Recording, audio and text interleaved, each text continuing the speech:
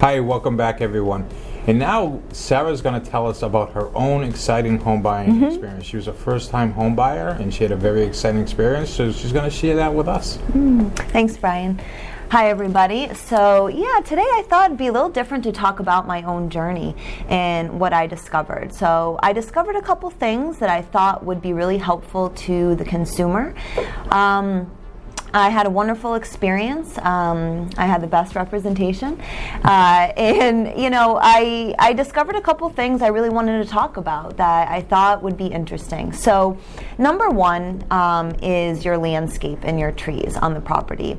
And this is something that I'm now more than ever educating my buyers on. So, oftentimes buyers miss certain future expenses when they're looking at a home, and trees is one of them. So usually you go to a showing, there's a lot going on. Oftentimes a buyer will fail to look at the landscape and determine whether any trees need to come down. And this is really important because this could be a big expense if you have a good amount of land or you just have a lot of trees on your property.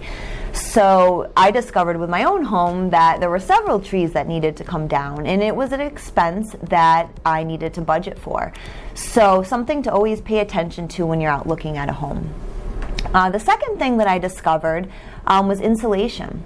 So you always want to try to find out how the home has been insulated so you can determine whether or not your home is losing heat. This will help you budget and account for your heating bill. For example, if a home is heated by oil and you have poor insulation, then you're likely going to have a higher heating bill. And this is just something to understand as you're going into the purchase, so you can either budget for this expense or just be aware of it as you're making your offer. I noticed for me, my home had a lot of major components and the mechanicals that were updated. So I knew that I wasn't going to have to spend money on these things. So I had some money allocated for any sort of miscellaneous expenses. And some of these that I'm mentioning here are these miscellaneous expenses that have come up for me. So insulation would be the second one. The third one is going to be your driveway. So when I bought my home, I could definitely tell that the driveway would eventually need to be repaved and dug up and regraded. And however, after two, pretty severe winters, it deteriorated a little bit faster than I had anticipated. And one of the effects of having a driveway that's in poor condition is if it's really in bad shape, this could potentially affect the foundation of your home or water creeping into your home. So you always want to pay attention to the driveway when you're out looking at homes, so you can sort of budget if this is something that's going to need to be done. Depending on the length of the driveway will depend on how much it's going to be. And the last thing that I want to talk about is your chimney. So oftentimes when you purchase a home, the seller has not had the chimney looked at or inspected or cleaned, and you don't really know the condition of it until you do an inspection. And sometimes even at a home inspection, you're not going to get the full scope of what's going on in the chimney. So you always want to first see if there's a disclosure about the chimney from the seller. And then you want to, when you purchase your home, have a chimney sweep. Have someone come in, and what they do is they take a camera and they go up the entire chimney so they can see the condition of the brick. They can determine whether the chimney has been lined or not, and they can determine if anything needs to be done. Now, this is important for several different reasons. Number one, if your heating is exhausted through your chimney, you're going to want to make sure that that is lined properly for the exhaust. You don't want to have any issues with carbon monoxide. You want to make sure that this has been done properly. And if your heating is being exhausted through the chimney, it's really important that your chimney is clean and not deteriorating.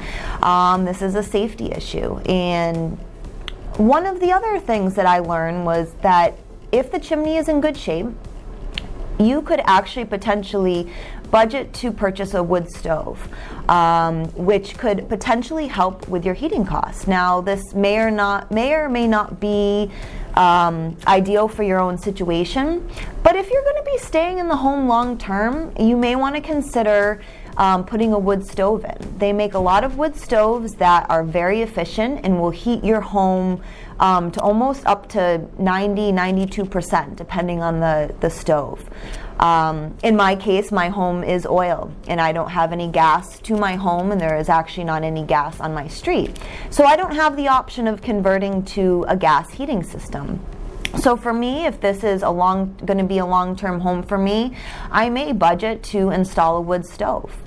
So these are all things to be aware of, because when you're looking at your future and your timeline of staying in this home, you can budget what's important to you and what's not. And this is the way that you're going to evaluate your home improvements.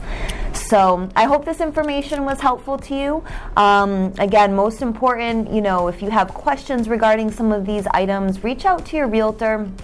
Make a list of things that may be items that you want to repair in the future, and ask a professional their opinion and based on their experience what you think is best. So thank you so much for watching. That was great, Sarah. Thank you very much. And if you have any more questions at all and want to talk to me or Sarah any further, please just put them in the box below, or text, call us, email, whatever is more convenient for you. And have a great day. Hope to hear from you soon.